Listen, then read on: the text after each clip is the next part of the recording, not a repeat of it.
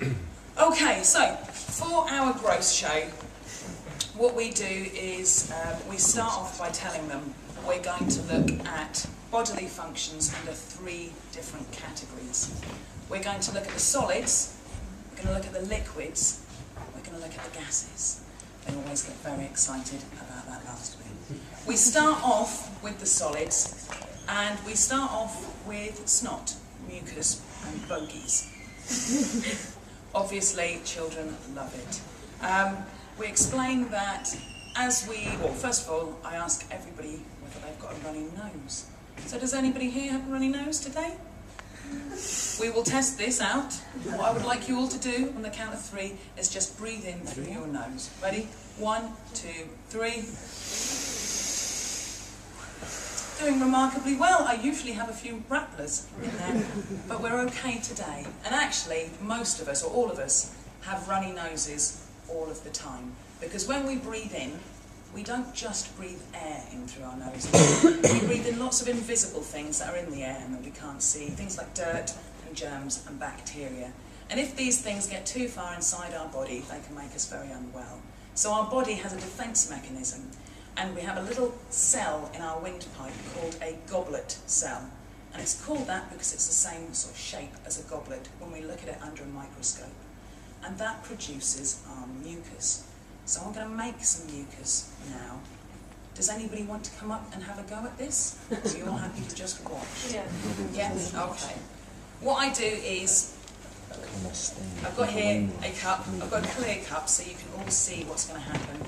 And I've already put some PVA glue in there. And I explain that this is sticky stuff that's made by our goblet cell. And we need sticky stuff to coat our nostrils because it's the easiest way to catch the bad things as they go in through our nose. So as they pass over the sticky stuff, they get stuck, kind of like with fly paper, and they can't get further into our bodies.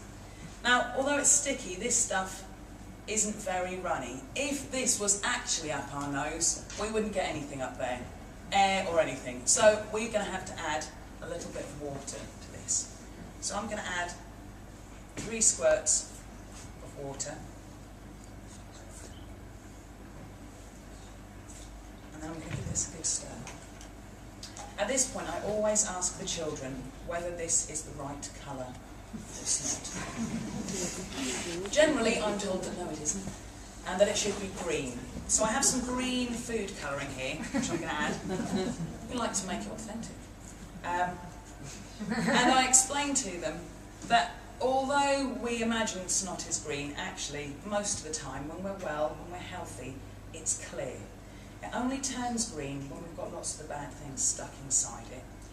And it turns green because we have little cells that live in the mucus called phagocytes. And these cells gobble up. Phagocyte is Latin for eaty cells. And they gobble up the bad things. They consume them, surround them, so they can't get further into our body and spread infection. And when these cells gobble up the bad things, they turn green. Now, I always say to the children that I imagine that this is because it makes them feel sick. So they go green. But what actually happens is they're made from, I think it's a copper-based protein. No, iron-based protein, got that wrong. Iron-based protein, and it reacts with the bad things, and that's what turns them green. So we now have some lovely runny snot, but we want to go the next step. We want to have a look at bogies. They're pretty important, and kids can't resist bogies. So what happens next is I'm going to add some of this stuff. Now this is a solution of borax. Borax, you can get it off the internet. I'll give some notes to your tutor later. So if any of you want any more information about where we get this stuff from, we can let you know. Borax comes in a powder form. It's normally found in household cleaners, but it's also used to solidify lipsil. In its neat state, it's like powder, and it can be harmful to sensitive skin.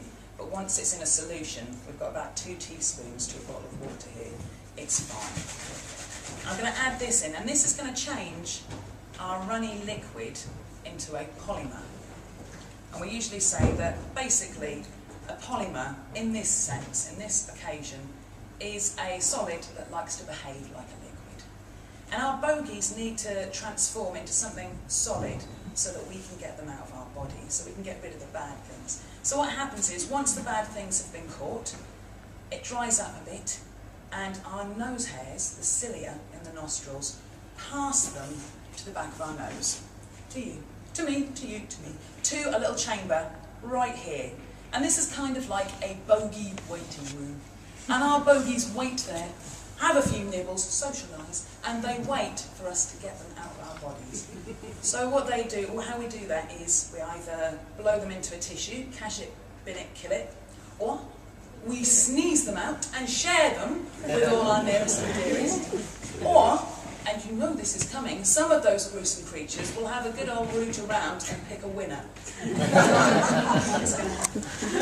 But in order for our snot to solidify, we need some of this stuff. So I'm just going to put a couple of squirts in there, and then I'm going to give this a really good stir. And instantly, we have got something that's rather nice. So this is something that they love to see. We don't just do this in shows, we do it as a workshop as well. I'm just going to put a tad more in there.